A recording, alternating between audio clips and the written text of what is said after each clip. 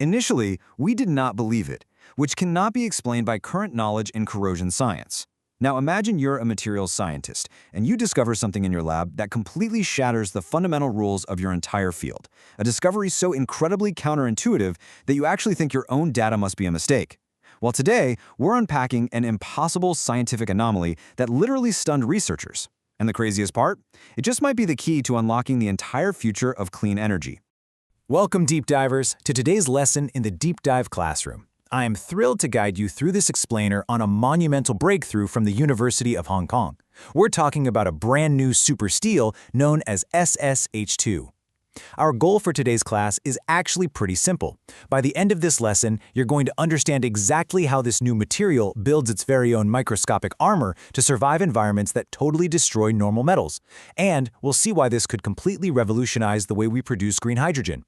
So I invite you to think along with me, maybe take some notes, and really picture this science happening at a molecular level. Okay, let's look at our roadmap for today. First, we'll outline the green hydrogen problem. Second, we'll examine exactly why ordinary steel fails. Third, we'll unpack the core science of building a second shield. And finally, we'll trace the journey from the lab out into the real world. Let's jump right into part 1, the green hydrogen problem, which really boils down to high costs and incredibly harsh conditions. So, to make green hydrogen, we use electricity, ideally from clean, renewable sources, to split water into hydrogen and oxygen. Seawater is obviously the ultimate source for this, right? It's practically infinite. But there's a huge catch. Seawater is a brutal chemical environment. It's absolutely packed with salt and destructive chloride ions that cause rapid catalyst degradation and all sorts of unwanted side reactions. Think about a bicycle left near the beach. You know exactly how quickly that salty sea air eats away at the metal chain, right? Now take that metal, submerge it completely in raw seawater, and pump massive amounts of electricity through it. The corrosion is catastrophic. This limited long-term durability is the massive hurdle blocking us from using this on a commercial scale. And here is exactly why that chemical destruction is such an economic nightmare. Listen to this number, 53%.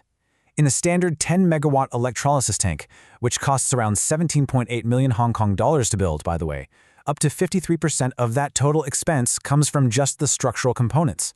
More than half the budget is literally just trying to build a tank that won't melt away in the salt water.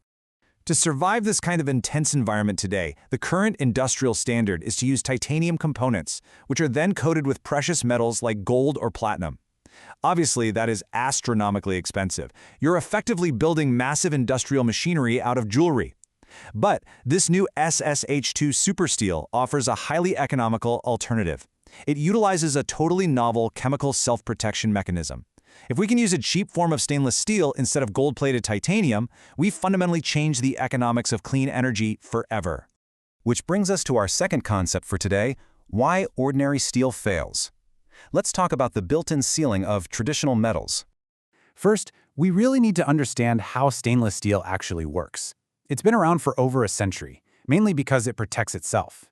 And the magic ingredient here is chromium. When chromium oxidizes, it creates what's called a passive film, a microscopic protective layer of chromium oxide. Think of it like a scab that instantly forms over a cut on your skin to block out an infection. It's a natural, self-healing shield against corrosion. Pretty brilliant, right? But here's the problem. Let's look at the numbers to see where that natural shield fails. To actually split water into hydrogen, you need an electrical potential of about 1600 millivolts.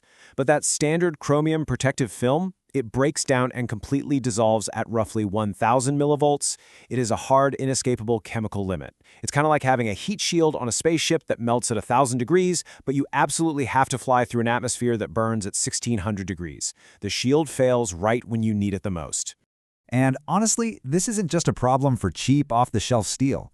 Even the benchmark superalloys, like 254 SMO, which is literally famous for surviving extreme marine environments, hit this exact same high-voltage limit. The intense electrochemical environment of hydrogen production just dissolves the standard chromium shield.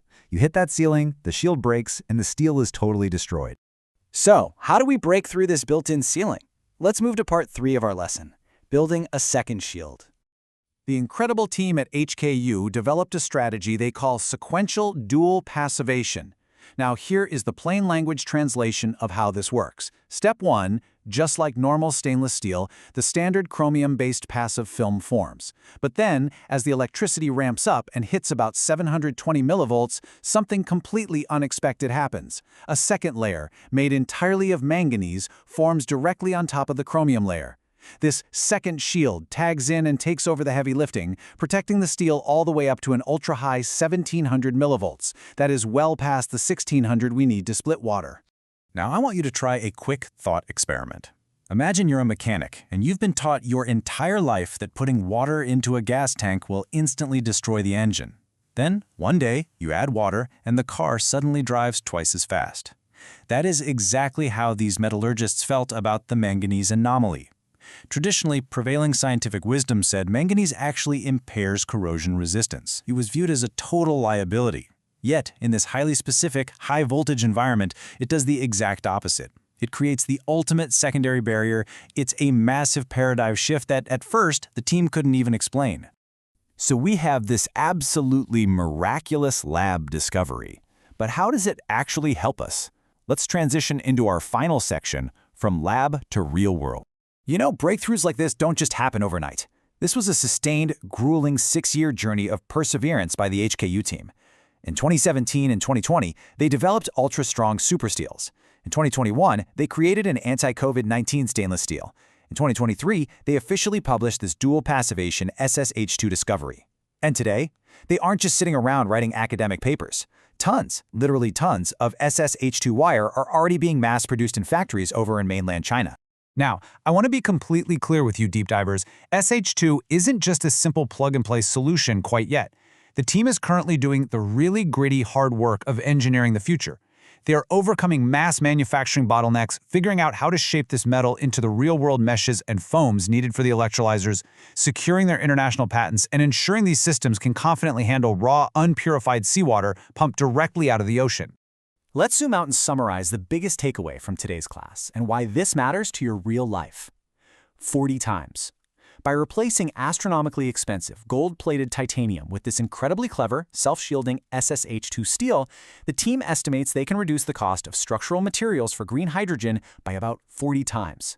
We are talking about taking a clean energy technology that is currently way too expensive to scale globally and slashing its core costs so drastically that it could actually, finally, replace fossil fuels. So it leaves us with this. Could this single, counterintuitive materials science breakthrough be the ultimate tipping point that makes global industrial-scale green hydrogen a reality? It's a really thrilling question to end our lesson on today. I want you to practice thinking about these massive engineering hurdles. The next time you look at the ocean, I want you to imagine it powering the entire world, all thanks to a microscopic shield of manganese. Deep divers, if you found this lesson helpful, please let me know your thoughts or share some topic suggestions down in the comments. Don't forget to like and subscribe. And hey, if you want to support the class, check out our affiliate links and grab some gear from the Fourth Wall merchandise shop linked below. Keep diving deep, and I'll see you in the next class.